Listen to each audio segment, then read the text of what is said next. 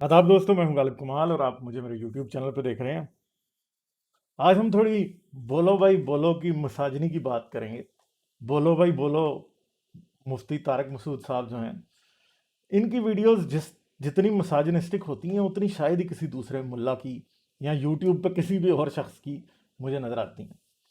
और मंतकें भी बड़ी अजीबो गरीब होती हैं, यानी ऐसी मंतक मौलवी साहब ऐसी लॉजिक पेश कर देते हैं जिसके मुताबिक रसूल अल्लाह का ही धड़न तख्ता हो जाता है। यानी ऐसी लॉजिक पेश की है कुछ जन दुश्मनी में मौलवी साहब ने कि इनकी बातों से रसूल अल्लाह का तो जनाजा निकल जाता है और रसूल अल्लाह की ज़िंदगी के परखिच्चे उड़ जाते हैं। मगर मौलवी साहब को पता नहीं, समझ नहीं आती कि ये जो बातें मैं इस तरह की कर रहा हूँ ये तो मेरे रसूल के ऊपर ही जाके पड़ रही हैं और मेरे रसूल की इज्जत कख के बराबर मैं खुद कर रहा हूँ।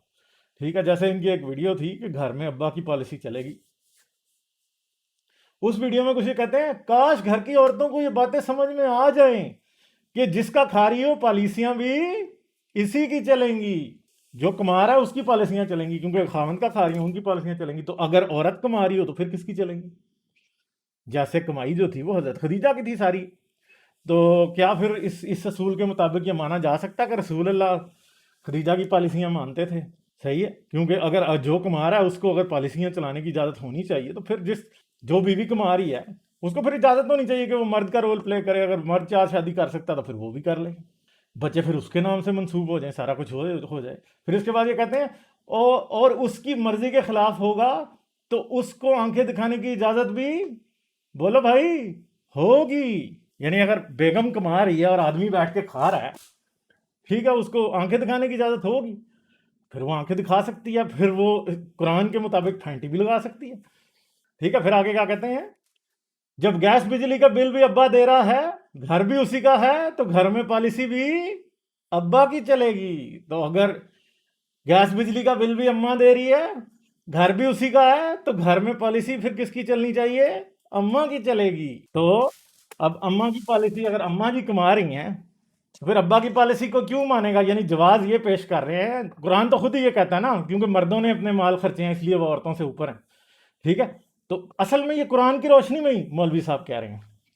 तो अगर औरतें अपनी माल खर्चें तो वो क्या मर्दों से ऊपर हो जाएंगी? इधर आके मौलवी साहब की जो टांग पे टांग आएगी ना, वो मौलवी साहब कभी इसका जवाब नहीं दे सकेंगे। ठीक है, तो फिर कहता है, तो जब पॉलिसी के खिलाफ होगा तो अब्बा को आंखें दिखाने की इजाजत भी, बोलो ना यार, होगी।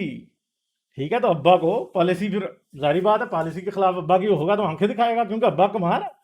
तो अगर अम्मा कमा रही है तो फिर अम्मा भी अब्बा को आंखें दिखा सकती है या नहीं दिखा सकती? क्योंकि अगर कमाई ही असूल है जो कि कुरान ने खुद बनाया है कि मर्दों ने माल खर्चे हैं इसलिए उन्हें औरतों पे फौकियत है, तो फिर क्या फिर औरत को इजाज़त होनी चाहिए? कि कुरान तो फिर ये कहता है कि औरतों को फैंटी भी लगाओ, तो फिर क्या जो औरत कमा रही है उसे इजाज़त है कि बंदे को फैंटी लगाए? फिर एक इनकी और वीडियो है, वो भी बड़ी अजीबो गरीब है। उसमें उसका टाइटल है, औरत के माल में बरकत नहीं। अगर औरत कमा रही है तो घर में बरकत नहीं होगी। तो कहते हैं, मौलवी साहब कहते हैं, लोग कहते हैं मेरी बेबी मेरी बात नहीं मानती है। मैं कहता हूं, क्यों मानेगी? जब वो अपना खा रही है, वो स्टेबल है, वो आपको निचोड़ेगी। यानी मौलवी साहब जो हाल समझ रहे हैं, जो इस्लाम जो हाल समझ रहा है वो ये है कि औरत के हाथ पांव काट दो, उसे घर में बिठा दो, जब वो घर में बैठी होगी तो कठपुतली आपकी उंगलियों पे नाचेगी, आपके इशारों पे नाचेगी। ठीक है, फिर कहता है, फिर एंड पे मौलवी साहब कहते हैं, मर्द खुद खिलाता है, बरकत होती है, औरत की आमदन में बरकत नहीं। याद रखो, अगर घर औरत के हवाले कर दो, क्योंकि ये नेचर के खिलाफ है, इस्लाम के खिलाफ है, इससे घर का सत्यानाश हो जाता है, औरत का भी सुकून खराब, आपका भी। तो भाई मुझे ये बताएं कि जब हजरत खदीजा कमाती थी तो रसूलुल्लाह के घर में, इसका मतलब है सुकून नहीं होगा? वही खिला रही थी, वही सब कुछ कर रही थी, और इन्होंने ऊपर बोला कि औरत वो तो आपको निचोड़ेगी। तो मसला यार, रसूल अल्लाह ने भी हज़रत खदीजा से शादी की थी। हज़रत खदीजा के ऊँटों के काफ़िलों के बारे में ये लिखा है कि एक तरफ सारे मक्के का माल होता है और दूसरी तरफ अकेली हज़रत खदीजा का माल होता था। और फिर रसूल अल्लाह ने उनको इतना निचोड़ा कि शेब अबी तालब घाटी में वो उस हालत में मरी कि उनके पास कुछ भी नहीं था। तो रसूल अल्लाह उन्हें पूरा सिरिंज डाल के निचोड़ चुके थे। ठीक है, ये नहीं, मैं नहीं कह रहा, ये मुफ्ती तारक मसूद अपने रसूल का जनाजा खुद निकाल रहे हैं। मुफ्ती साहब खुद निकाल रहे हैं अपने रसूल का जनाजा, क्योंकि जितनी इन्होंने बातें की हैं وہ ساری کی ساری شاید ابو بکر پہ نہیں اپلائی ہوتی، عمر پہ نہیں ہوتی، علی پہ نہیں ہوتی، عثمان پہ بالکل نہیں ہوتی، مگر یہ ساری باتیں رسول اللہ پہ ہوتی ہیں، موسیٰ پہ بھی نہیں ہوتی، عیسیٰ پہ بھی نہیں ہوتی، ایلیا پہ نہیں ہوتی، یونس نبی پہ نہیں ہوتی، یوسف پہ نہیں ہوتی۔ صرف اور صرف یہ سب باتیں کہ اگر عورت کمانے لگے گی تو اس کو اجازت ہوگی پھر اپنی مرضی پوری کرنے کی، یا عورت کا کون سا مرد کھاتا رہا ہے پھر؟ وہ رسول اللہ ہیں، نہ کسی اور نبی نے کھائے ہیں، نہ کسی صحابی نے عورتوں کی کمائی کھائی ہے، نہ کوئی صحابی ایسا تھا کہ جس کی بیوی اسے پال رہی تھی، صرف اور صرف رسول اللہ تھے۔ میں چیلنج کرتا ہوں مسلمانوں کو، بتا دیں دوسرا کو بندہ اسلامی تاریخ سے یہاں پر کسی انبیاء کا قصہ کوئی ایسا بتا دیں جس کی بیوی اس کو پال رہی ہو۔ تو پھر کیا حضرت خدیجہ ہلکا پھلکا تشدد کر سکتی تھی یا نہیں کر سکتی تھی؟ سوچنے کی بات ہے، شاید کبھی کیا بھی ہو۔ تو مفتی صاحب ذرا سوچیں ان باتوں کے بارے میں، کیوں اپنے رسول اللہ کا جنازہ نکال رہے ہیں آپ خود ہی؟ عورت کی کمائی اتنی بری بات بھی نہیں ہے کہ جس کو آپ دنیا کا سب سے گھٹیا کام کہہ رہے ہیں، ٹھیک ہے؟ اگر بیوی کسی آدمی کو پال بھی رہی ہے تو اس میں کیا برائی ہے؟ صحیح ہے، کئی آدمی معذور ہو جاتے ہیں، اندھے ہو جاتے ہیں، کام کرنے سے بیمار ہو جاتے ہیں، تو تب ان کی بیویوں کو کام کرنا پڑتا ہے۔ آپ کی جو اسلامی سوچ ہے وہ عورت کو مرد کے مقابلے میں سوچتی ہے کہ مرد اونچا عورت نیچی، ٹھیک ہے؟ یہ بات نہیں ہوتی۔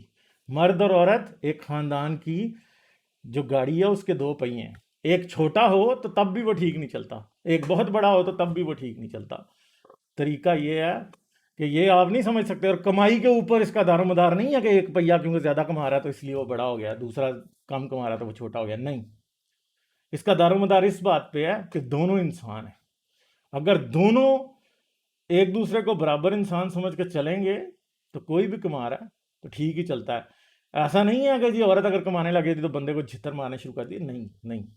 بڑے مرد دنیا میں معذور ہو جاتے ہیں سب کچھ۔ ابھی وہ پچھلے دنوں اس لڑکے کی ویڈیو آ رہی ہے جو کہ معذور ہو گیا، اس کی بیوی اس کے ساتھ کیسے چل رہی ہے، اور یقیناً اس کو کمانا پڑے گا، وہ کیا کرے گی؟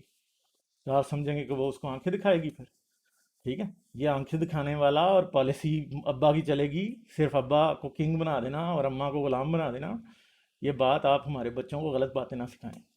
ماں اور باپ دونوں برابر ہیں، اور دونوں کی مرضی سے، مشترکہ مرضی سے گھر چلتے ہیں اور مشترکہ مرضی سے ہی معاشرے چلتے ہیں۔ آپ جیسے مساجنسٹ لوگ یہ باتیں کبھی نہیں سمجھ پائیں گے۔ آپ تو یہ سمجھتے ہیں کہ مرد کے مقابلے میں عورت کو آدھا دماغ دیا گیا ہے، تو آپ خود اپنی ماں کی توہین کرتے ہیں، آپ حضرت خدیجہ کی توہین کرتے ہیں، یہ سب توہین ہی توہین ہے جو آپ کر رہے ہیں۔